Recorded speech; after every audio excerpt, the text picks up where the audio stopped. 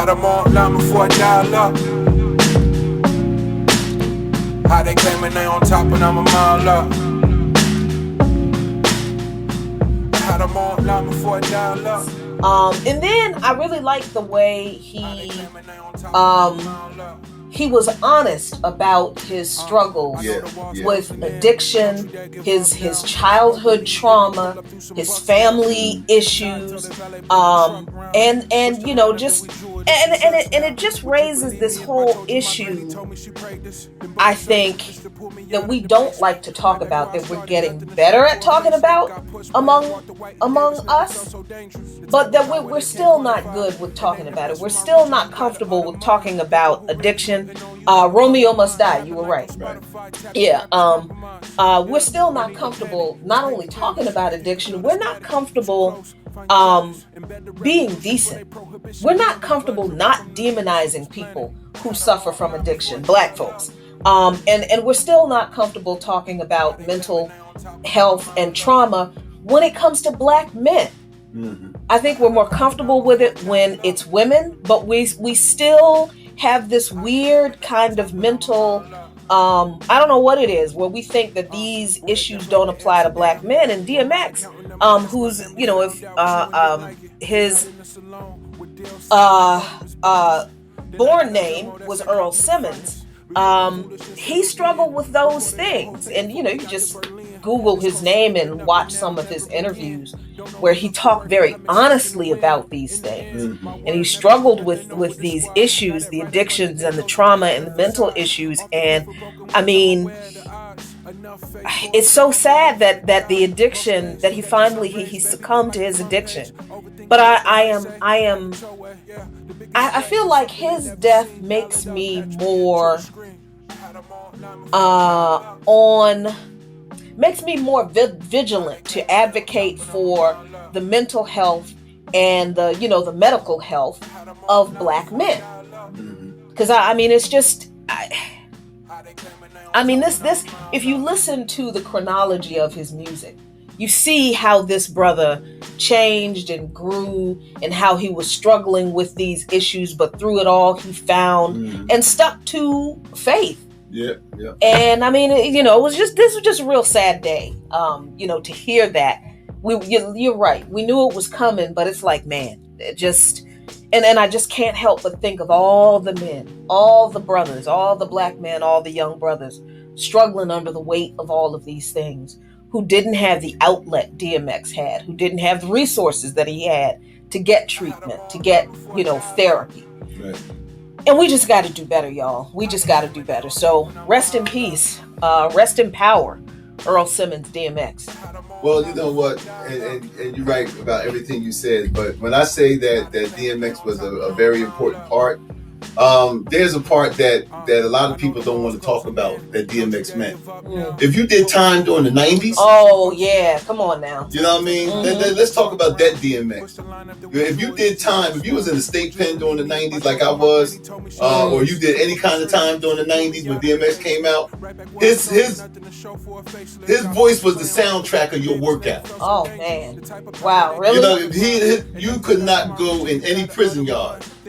At least not in New Jersey, where I was at, and not hear, I mean, like DMX, man. I mean, like that was the soundtrack.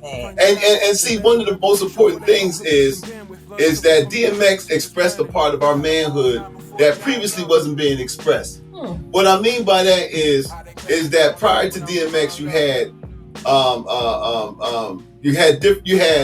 the what I would call the gangster rap, which expressed one side. Then you had the Conscious Brothers, right, like the Public Enemies and all them. You know, you had that. You had sort of like your, but you know, the KRS Ones and all them, and they were all cool. I mean, different facets. But it seemed like DMX, man, like he combined all of them for us. Like, you know, like this was during the crack era. Let's face this. Right. Come on, let's be real with it. This was during the crack era, man, where things were just hectic. You heard that in his voice. Yeah. You heard that in the way he expressed himself. His rapping style was what we was living at that time. Yeah. His rapping style was that chaoticness, that chaoticness of the crack era, the way that he expressed it. It was all of that. It was that hyper masculinity that came with the drug game. It was all of this stuff. It was, I mean, he talked about the robbing. He talked about the, like you said, the addiction part. Talked about the sense of camaraderie that a lot of that formed during the drug era. When you had drug crews, you had either you was out there hustling, so you had your drug crew, but you also had those who was out there robbing, and so you had that kind of loyalty too. So you had a lot of stuff that he expect. I mean, if I sound like kind of hype about it, because see, there's I heard a lot of people talk about DMX that since the past, and no offense, they hitting all of the points that you hit, but they're not hitting this, but they leaving out the brothers that was behind the wall and all that stuff. They got hope from DMX because he had that kind of, like when I remember when I first heard him, man, and it was like, I mean, when I first heard DMX, man, I was like in the middle of my bed, and I remember going out to the yard, and man, everybody in the yard, man, was like, yo, man, you gotta hear this cat. You got, and you just heard him all over the place. Wow. And so he was expressing this type of ferocity, this manhood, man, that kind of like, even when you was in a situation where you thought, where you didn't have no power for real. It's just like hearing X voice, man, you felt like you could just conquer the world. Wow. So I want to express that because there's millions of us who gained that kind of strength off of DMX like that, because a lot of us was in there for addiction issues. A lot of us done certain things that landed us inside based upon the choices we made because of the crack era. Either you was on the selling side, or you was on the user side, or you was on the robbing side, or whatever, because the crack era replaced the economy that was taken away from us. You better come on and preach. You know what I'm saying? That was taken away from us. So after they took all of that stuff from us, this is what they left us with. And now that we know the complicity of the government in all of this, right?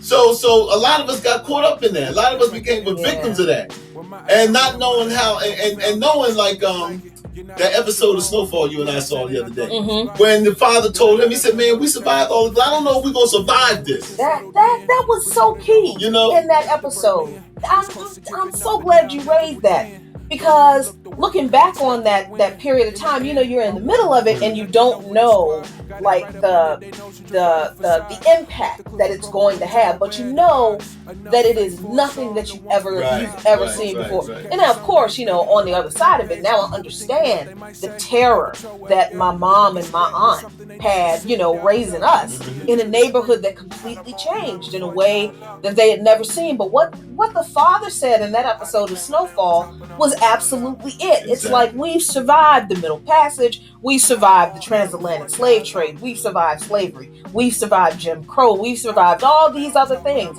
But as crack is exploding and his own son was involved in it, he's seeing the fallout of it, and he's like, I don't know if we can survive this. And from somebody from your perspective, who was inside the wall, in the midst of it, it had to feel like that. I was a victim of the mass incarceration stage. And I wasn't innocent, so let me get that clear. Okay, I'm nobody's martyr or nothing.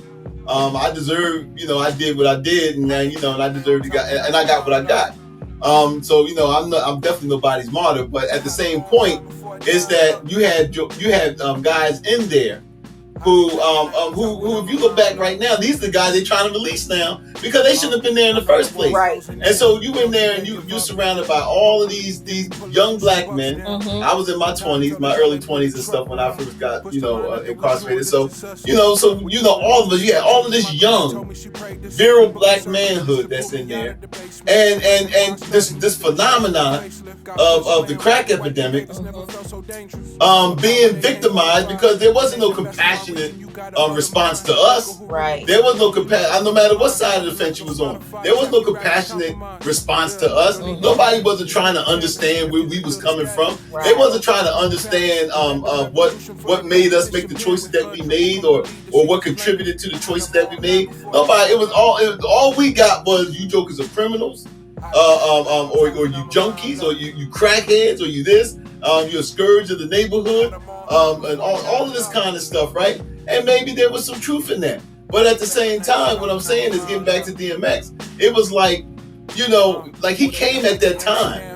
And he came at that time, man, where, he was like, yeah, man, this dude, he made it, he made a lot of us who were struggling with where to go and who we are. A generation of men growing up without fathers, no mentors, just feeling like we just out there. And you heard that, you listen to his lyrics and the camaraderie of the Rough Riders and where my dogs at. For real, most of us were looking for that kind of connection. We were looking for that kind of connection for somebody to have our back. Because so many of us was out there just by ourselves.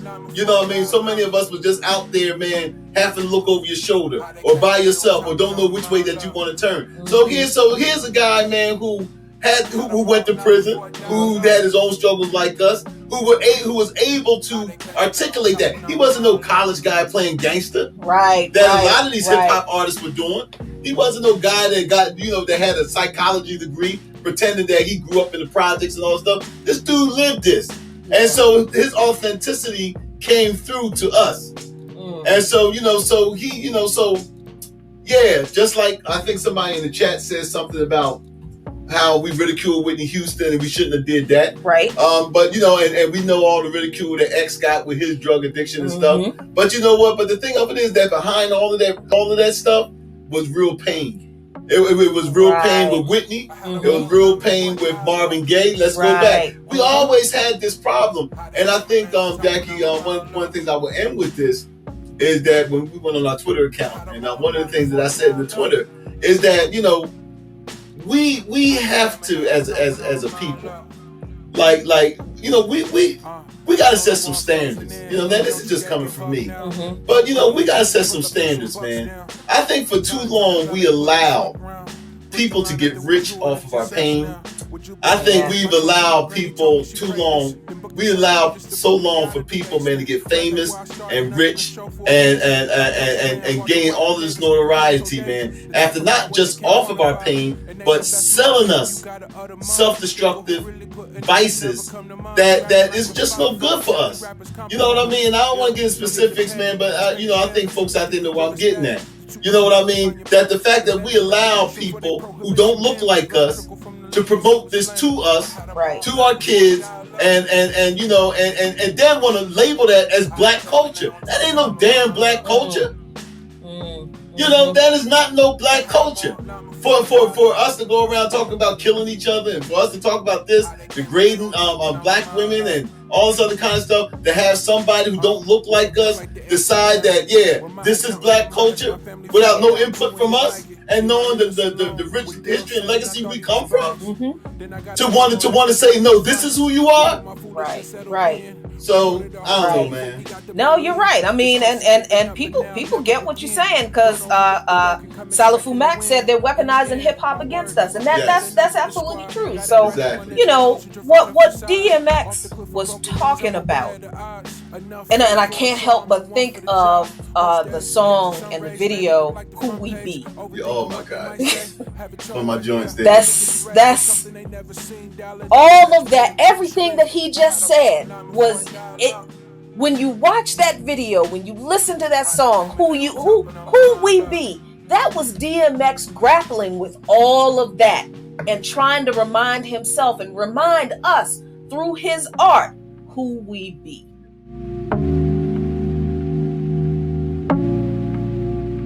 I had them all line before I dial up. How they claiming they on top and I'm a mile up.